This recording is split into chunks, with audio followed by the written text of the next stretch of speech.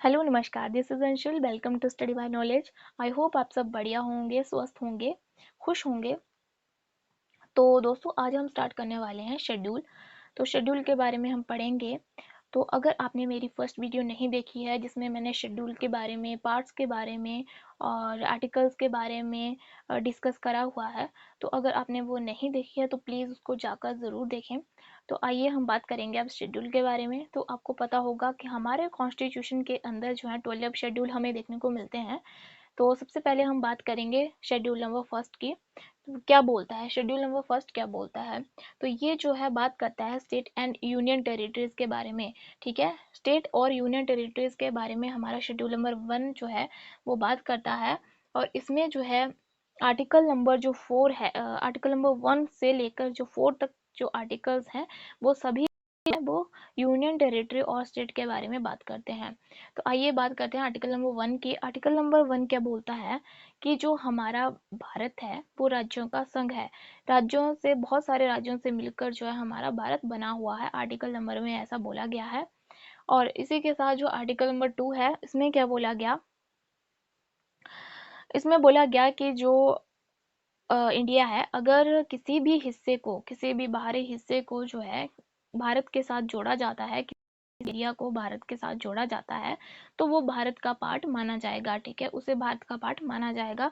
ऐसा जो है शेड्यूल नंबर 2 में बोला गया। और शेड्यूल नंबर 3 में क्या बोला गया कि अगर किसी भी स्टेट की जो बाउंड्री है, अगर उसको चेंज करना है, उस सीमा को चेंज करना है, ठीक है, तो उसके लिए जो है आर्टिकल नंबर 3 का यहाँ पे यूज किया जाएगा। और आर्टिकल नंबर 4 में बोला गया कि जो बातें आर्टिकल नंबर 2 में बोली गई और 3 में बोली गई, उसको संविधान के अंदर उसको संशोधन नहीं माना जाएगा।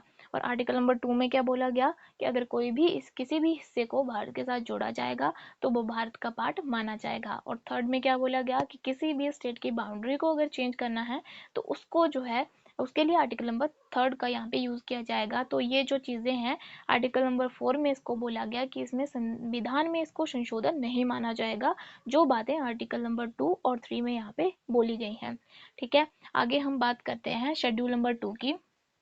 शेड्यूल नंबर 2 में यहाँ पे बोला गया किसके बारे में? जो भी provision relating to the allowances और प्रिविलेजेस, जो भी अलाउंसेस या प्रिविलेजेस, वेतन जो होते हैं, हमारे भत्ते वगैरह होते हैं, उनके बारे में बात करता है। उनकी मतलब सैलरी के बारे में बात करता है, पेंशन के बारे में बात करता है। तो ये जो फैसिलिटीज हैं वो सभी को नहीं मिलती हैं, तो कुछ लोगों को ये दी जाती हैं। तो वो कौन कौन से लोग हैं जिनको ये दी जाती हैं? तो सबसे हमारा प्रेसिडेंट ऑफ इंडिया, जो हमारा भारत का राष्ट्रपति है, उसको ये सुविधा जो है दी जाती है। गवर्नर ऑफ द स्टेट हो गया, उसको ये दी जाती हैं। ठीक है, chairman and vice chairman of Lok Sabha, जो लोकसभा जो अध्यक्ष होते हैं, उपाध्यक्ष होते हैं, उनको ये फैसिलिटीज दी जाती हैं। फिर आगे chairman and vice chairman of Rajya Sabha को दी जाती हैं। फिर स्पीकर और deputy speaker of legislative assembly, जो विधानसभा होती है जो स्टेट के अंदर, तो उनको, उनके जो स्पीकर और डिप्टी स्पीकर होते हैं, उनको भी ये सुविधा दी जाती है। और साथ ही में जो लेजिस्लेटिव काउंसिल होते हैं, जो विधान परिषद होता है, उनको भी ये सुविधा जो है दी जाती है। और जज, किसके जज? सुप्रीम कोर्ट और हाई कोर्ट के जो जजेस होते हैं, उनको भी ये फैसिलिटीज दी जाती हैं। जो भी अलाउंसेस वगैरह होते हैं वो इन्हें दिए जाते हैं। ठीक है, तो शेड्यूल नंबर 2 जो है वो इनके जो भत्ते होते हैं, वेतन होता है, पेंशन वगैरह होती है, उनके बारे में बात करेगा। ठीक है, आगे बात करते हैं शेड्यूल नंबर 3 की। तो ये जो है वो बात करता है शब्द के बारे में। ठीक है, जो शब्द होती है, जो प्लेज होती है, उसके बारे में बात करता है। एफर्मेशन होती है, उसके बारे में बात करेगा। तो कौन किन लोगों के लिए होती है?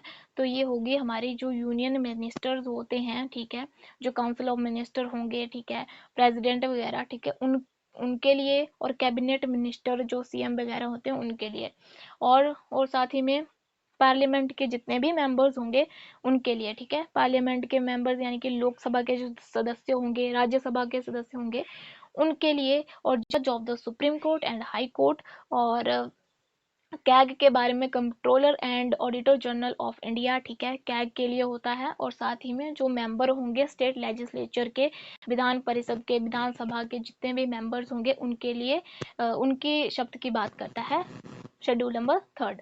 ठीक है, आगे बात करेंगे शेड्यूल नंबर 4 की।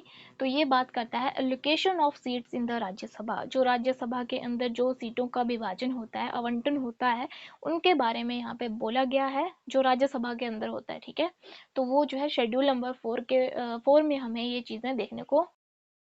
आगे जो है शेड्यूल नंबर 5। तो शेड्यूल नंबर 5 में क्या बोला गया कि administration of scheduled areas only and administration of scheduled tribe. ठीक है, उनके बारे में जो जनजाति क्षेत्र होते हैं और जो लोग होते हैं उनके प्रशासन के बारे में जो है यहाँ पे बोला गया है शेड्यूल नंबर 5 के अंदर।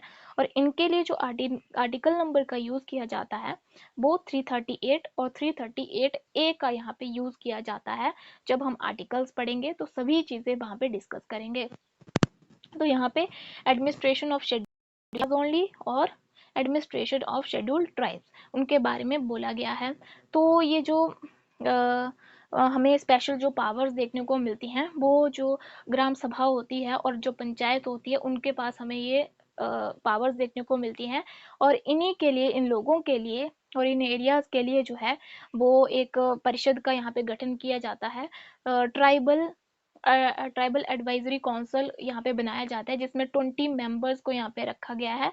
और इनका काम होता है कि इन एरियाज को क्या करना, वेलफेयर करना। ठीक है, उनके बारे में, उनके प्रशासन के बारे में, शिक्षा के बारे में, खाना जो होता है, ठीक है, जो उनका खाना होगा, खाना वगैरह का जो सिस्टम होगा उसमें जो है ये उनका जो ये काम होता है। ठीक है, उनके लिए काम करना। तो उन 20 मेंबर्स को यहाँ पे रखा जाता है। ठीक है, तो ये सारी चीज़ें जो हैं वो शेड्यूल नंबर 5 के अंदर आ जाती हैं। ठीक है, एक बार फिर से देखेंगे शेड्यूल नंबर 1 में क्या बोला गया। शेड्यूल नंबर 1 में जो है स्टेट और यूनियन टेरिटरीज के बारे में बात की गई। ठीक है, शेड्यूल नंबर 2 में उनके अलाउंसेस, प्रिविलेजेस, जो वेतन वगैरह होते हैं उनके बारे में बात की गई। ठीक है, शेड्यूल नंबर 3 में जो है शब्द के बारे में बात की गई, ओथ्स के बारे में। ठीक है, शेड्यूल नंबर 3 में ये बोला गया। शेड्यूल नंबर 4 में जो है जो राज्यसभा के अंदर जो सीटों का विभाजन होता है उसके बारे में है। और शेड्यूल नंबर 5 में जो है शेड्यूल एरिया और शेड्यूल ट्राइब्स के बारे में यहाँ पे बोला गया। ठीक है, तो आई होप कि आपको ये क्लियर हुआ होगा, ज़्यादा टफ नहीं है, इजी है। ठीक है, तो ये जल्द आप एक बार इसको ज़रूर पढ़ें तो ये आपको याद हो जाएगा। ठीक है, तो आज के लिए जो है बस इतना ही। तो आगे जो पढ़ेंगे नेक्स्ट क्लास में, तो ये हमारा 6 से लेके जो 12 तक हमारे शेड्यूल बच गए हैं उनको हम कवर करेंगे। तो आज के लिए बस इतना ही। तो इसी के साथ थैंक यू सो मच। जय हिंद, जय भारत।